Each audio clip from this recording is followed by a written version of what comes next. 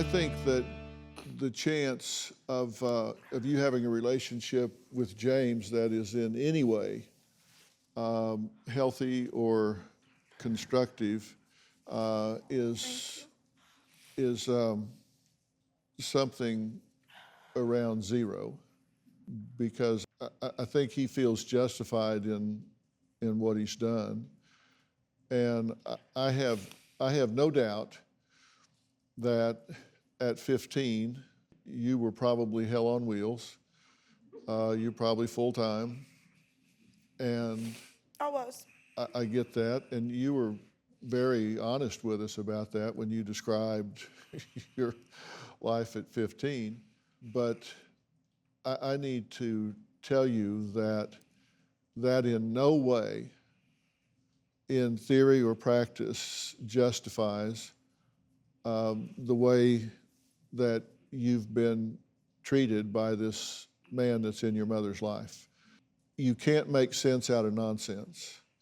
And his justifications for what he has said and done, and the positions that he's taken, in my opinion, are just nonsense.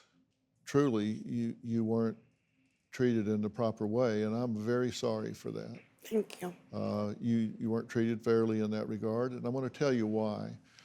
He's a very controlling individual, and I think your mother, at that time, probably did gravitate to him, not in spite of, but because of the fact that he was controlling. I think she was having some type of thought disorder at the time, was not mentally healthy, and going with him was kind of like checking into a structured environment, and it probably was like a moth to flame. She was drawn to that, and they brought out each other's worst characteristics.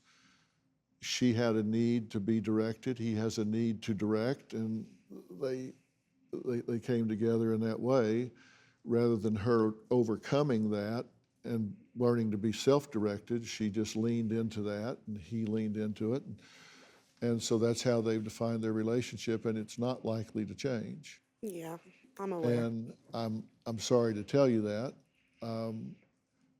I asked him if you heard me ask him, do you feel like you owe her an apology? And he said, well, no, I'd have to be sorry I did it to apologize, and also have a commitment to not do it again. And I can't say either of those things. I'm not sorry I did it, or that I won't do it again. So, I mean, that's the self-righteous, narcissistic approach. So you have to deal with that reality. And you know, when you cut toxic people out of your life, it's kind of like somebody took out the trash for you. You know, it's like you don't have that negative in your life anymore. Now, the problem with that is he controls your mother.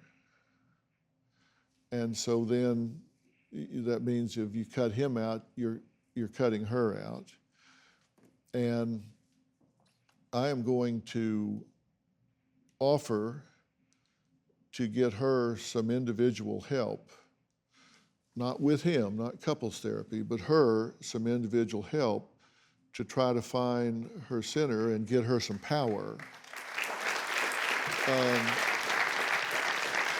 Enough power to say, I'm going to have a relationship with my child, and I'm going to do that, and you need to support that. And if you can't, we got a problem. But I want her to be strong enough to assert her own will and say, I want to have a relationship with my daughter and with my grandson.